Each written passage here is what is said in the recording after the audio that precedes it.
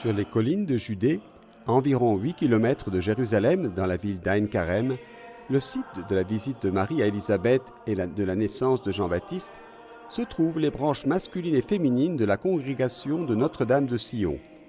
Leurs fondateurs sont deux frères, le père Théodore et le père Alphonse Ratisbonne. Théodore a progressivement découvert la foi dans le contexte chrétien dans lequel il a vécu et étudié. Alphonse-Marie a fait une expérience de Dieu très rapide.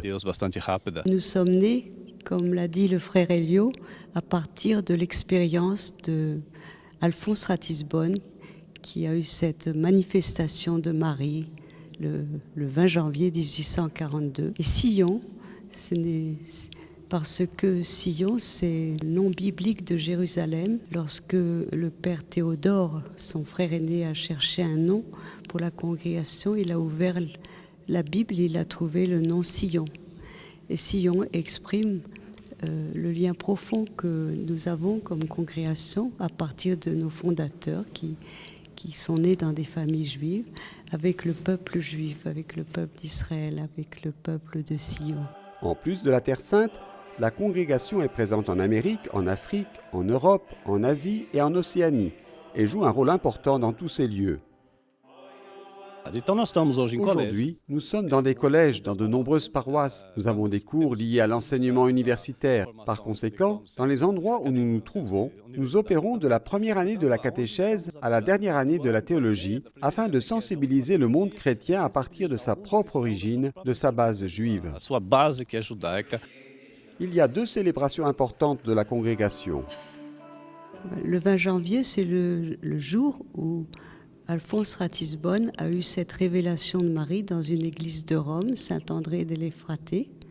Donc, c'est là vraiment qu'il a compris que, à partir de cette rencontre avec Marie, qu'il ne lui a rien dit, parce que ce qu'il a compris, c'est ce mystère extraordinaire que la foi en Jésus-Christ, puisqu'il était juif, ne le sépare pas de son peuple.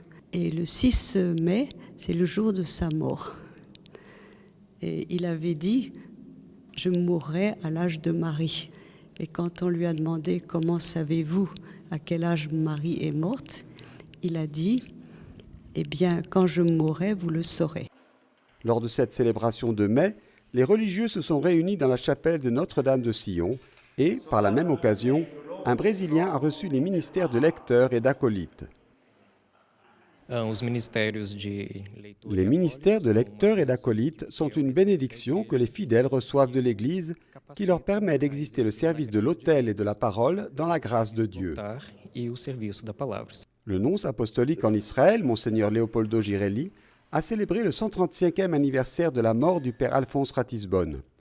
Dans son homélie, il s'est référé à l'évangile des noces de Cana. Le Dieu dans lequel nous croyons est le Seigneur qui s'est manifesté à Cana. C'est lui qui sert le vin le meilleur. Et il a souligné, la foi n'est pas de la tristesse, mais de la joie.